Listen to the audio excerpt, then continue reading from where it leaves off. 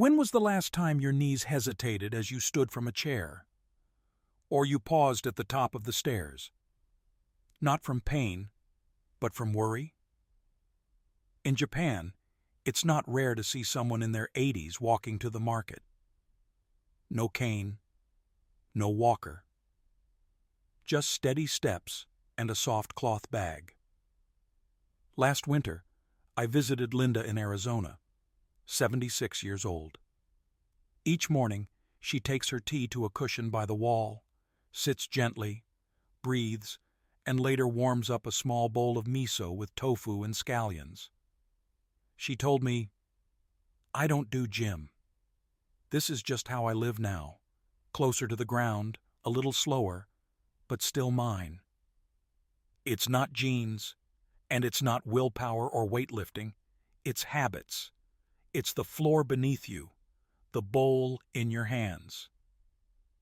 Because balance is not just about muscle, it's about knowing. You can still trust your body to carry you through the day. The fear of falling often comes before the fall itself. And that fear leads to stillness. And stillness leads to faster weakness than age ever could. In this video, I'll walk you through 3 Japanese foods that calm inflammation, plus 1 gentle 10-minute floor habit, even if your knees are sensitive. These aren't extreme routines. They're quiet rituals kept by thousands of elders in Japan, age 70, 80, even 90. Not perfect, just kind to their bodies. And at the end, I'll share 1 small shift, not exercise, that can help you rise easier tomorrow morning. What state are you tuning in from? And how would your knees rate this morning? Out of 10?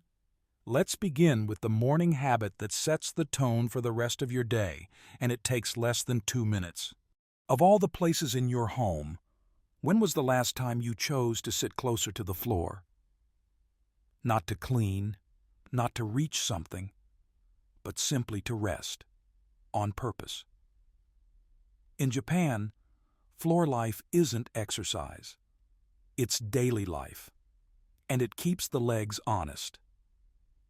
Here's one way to begin gently, even with sensitive knees. Start with a firm cushion or folded blanket placed beside a wall. Lower yourself slowly, keeping one hand on the wall for support.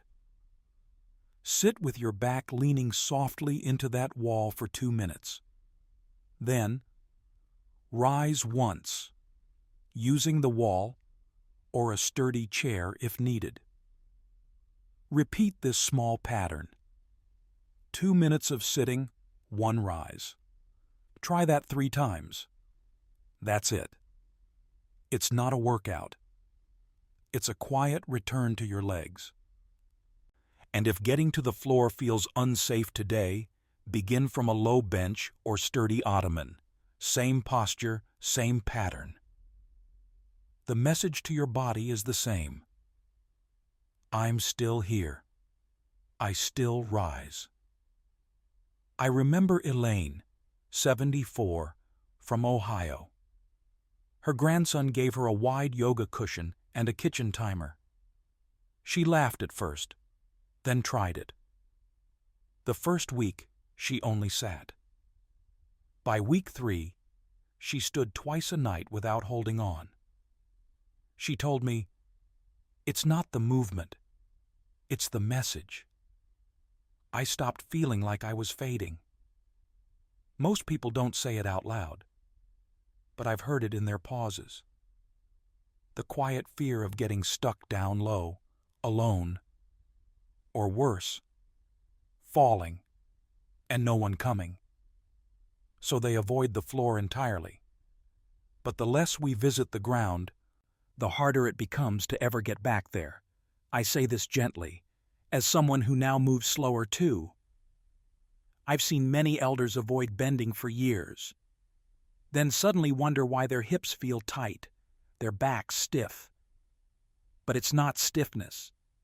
It's just silence in the muscles. muscles that haven't been asked to speak.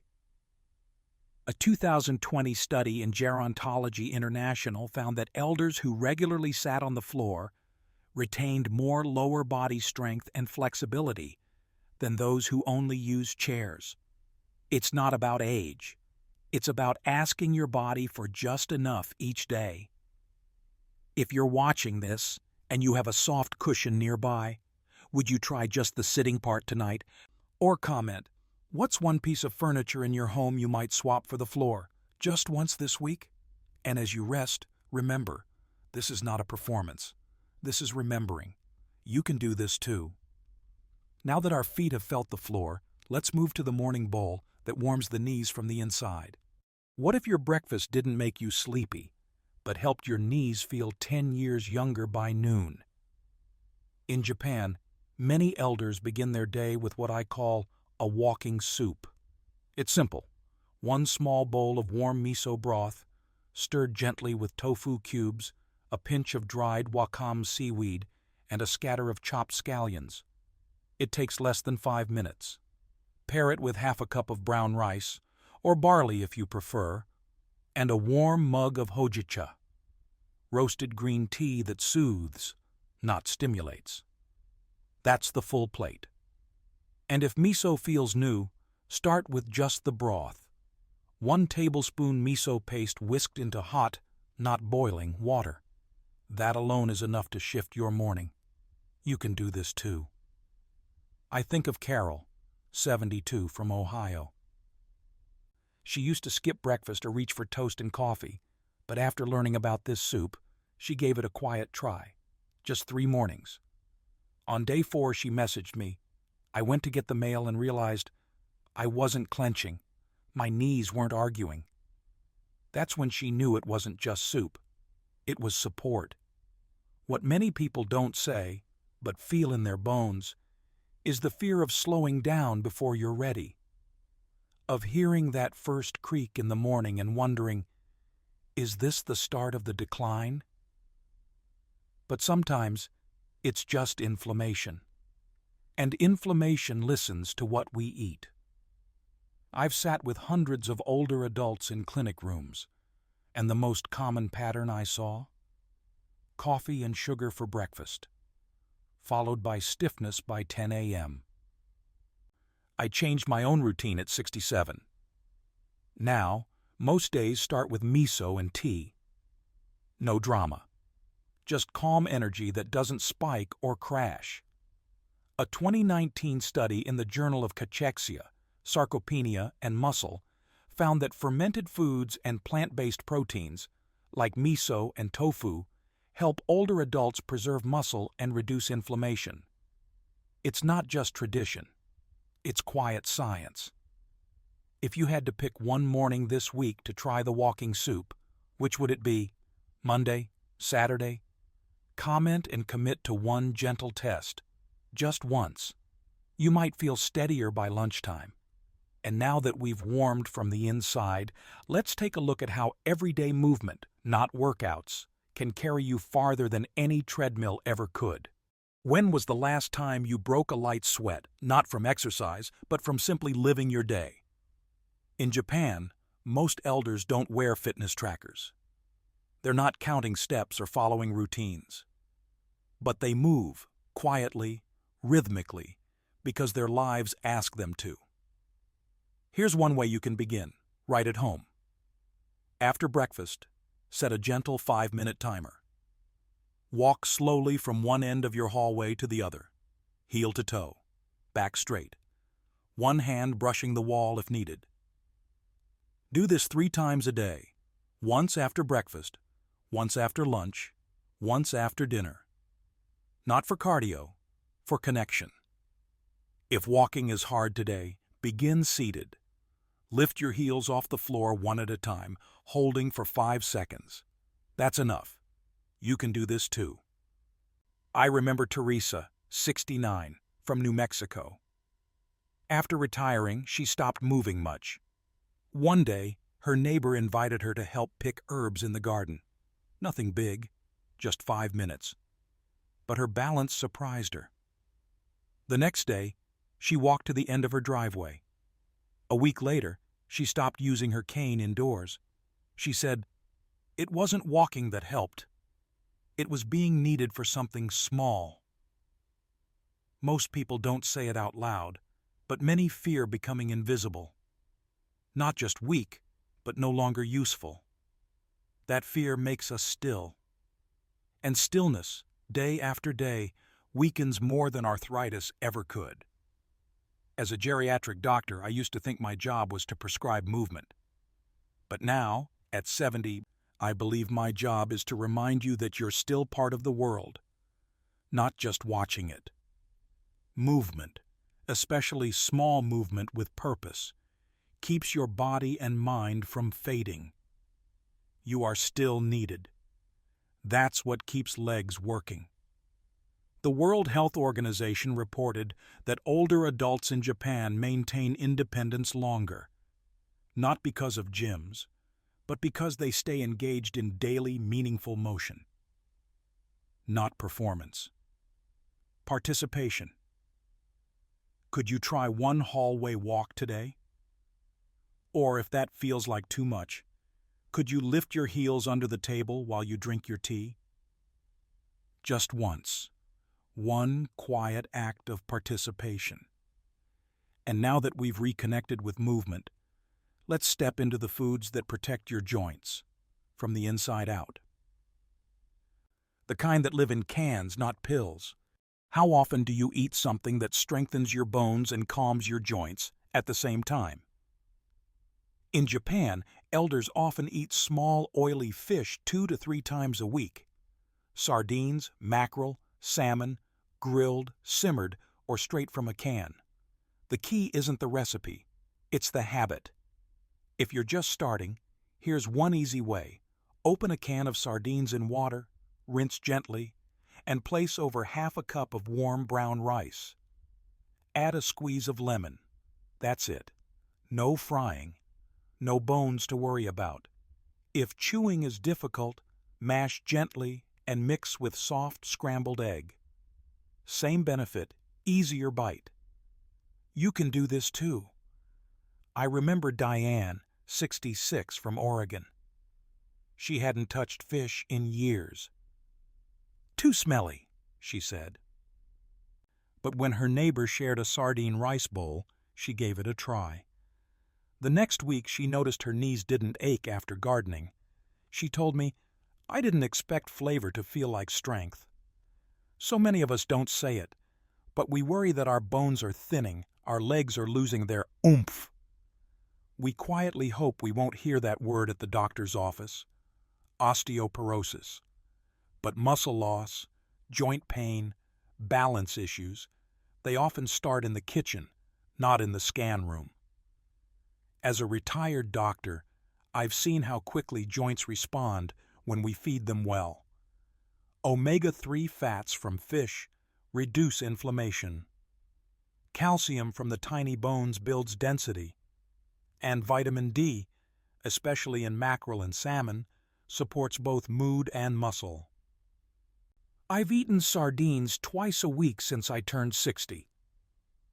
Not because I love fish, but because I love walking. A 2020 study in nutrients found that older adults who eat fish at least 3 times a week report better mobility and lower rates of knee pain. That's not opinion. That's evidence. If I asked you to try just one meal this week with sardines or salmon, would you do it? Maybe Sunday lunch? Or Wednesday dinner? Comment below and pick your fish day. Now that we've fed the joints, let's help the body rest. Because healing doesn't end with dinner. It continues through the night. Let me show you how Japanese elders sleep to support their legs. Do your knees ever wake you up at 3 a.m.? Not with pain exactly, but with that dull, restless ache that keeps you from falling back asleep? In Japan, many elders have a bedtime ritual that supports their joints without pills. It begins in the kitchen, not the medicine cabinet. 1 small cup of roasted tea, either hojicha or mugicha, sipped warm after dinner. No caffeine, no sugar, just gentle warmth and natural anti-inflammatory benefits. If tea isn't your habit, try warm water with a slice of ginger or a pinch of cinnamon. Then, before bed, take 3 slow breaths while seated, feet flat on the floor. Inhale for 4 seconds, exhale for 6. That's the signal to your nervous system. It's time to repair. You can do this too. I think of Linda, 75, from California. She used to snack at night, crackers, sometimes ice cream. But her sleep felt light, unsettled. After switching to a tea routine and sitting for a moment before bed, she said, "I didn't just sleep better. I woke up without that usual leg heaviness. It felt like my joints had rested too." What many people don't say out loud is that they're afraid to slow down because they might stop completely. But rest isn't a sign of weakness.